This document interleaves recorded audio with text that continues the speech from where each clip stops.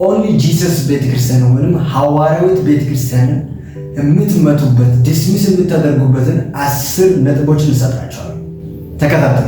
አንደኛ ኢየሱስ እኔን ያየ አብን አይቷል ብሏል እንጂ እኔ አብ ነኝ ብሎ ያወራበት በየትኛውም በመጽሐፍ ክፍል የለም። በዮሐንስ ወንጌል ምዕራፍ 14 ከቁጥር 9።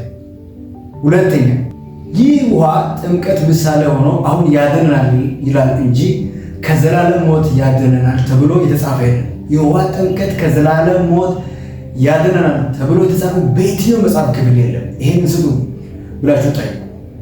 አንደኛ ጴጥሮስ ምዕራፍ 3 ከቁጥር 20።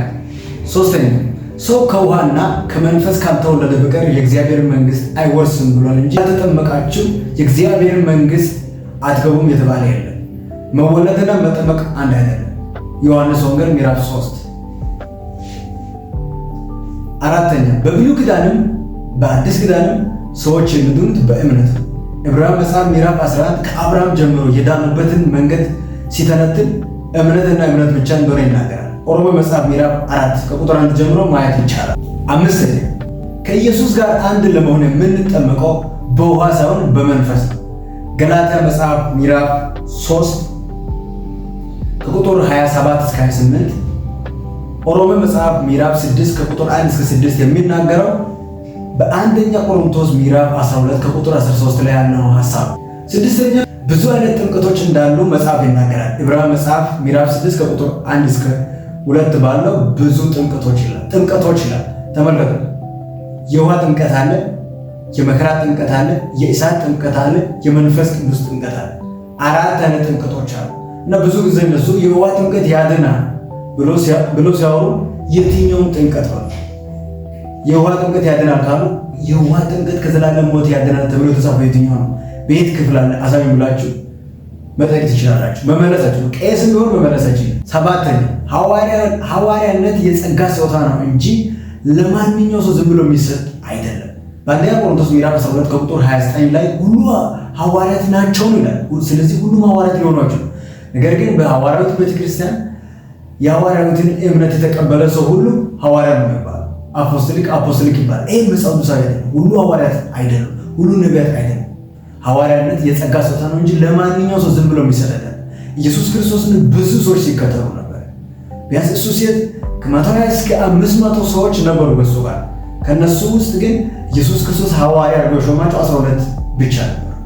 ሌሎቹ ደቀ መዛሙርቶች ናቸው። ስምንተኛ ለእግዚአብሔር አካል አለ ተብሎ የተጻፈ የመጽሐፍ ክፍል ያለ ኤፌሶን መጽሐፍ ምዕራፍ 4 ከቁጥር 4 ላይ ስለ አካል ያወራል። አንድ አካል የሚለው ስለ እግዚአብሔር አካል ሳይሆን ስለ አማኞች አካል፣ አይሁዶችና አሕዛቦች አንድ የሆኑበት በአንድ ላይ ወደ እግዚአብሔር መንግሥት የሚገቡበት አንድ አካል የሆኑበትን ነው የሚያወራው እንጂ ስለ እግዚአብሔር አካል አያወራም። የእግዚአብሔር አካል አንድ ነው ተብሎ ተጻፈ በየትም የለም።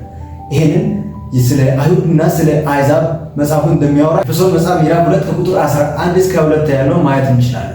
ኢቨን ኤፌሶን መጽሐፍ ምዕራፍ 3 ስለዚህ ጉዳይ እየተነተነ ሄደው ምዕራፍ 3 ላይ አንድ አካል አለ።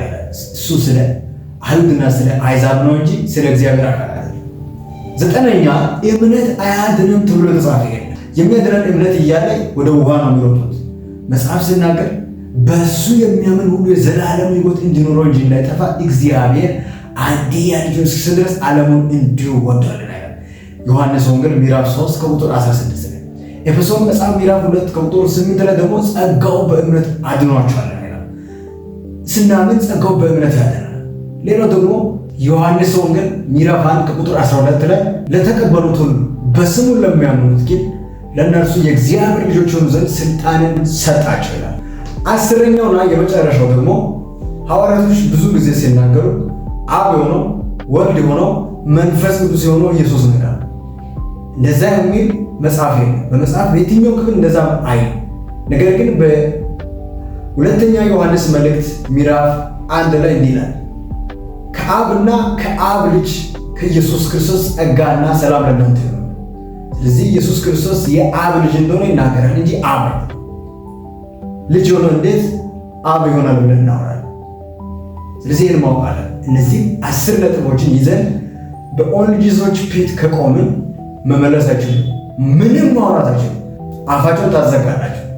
ተባረኩ። ወንድማችሁ አገልጋይ አሮን ጦና እባላለሁ ከኢንስፓይሪንግ ቲቺንግ ዩቲዩብ ቻናል። ላይክ፣ ሼር፣ ሰብስክራይብ አድርጉ። ወዳችኋለሁ።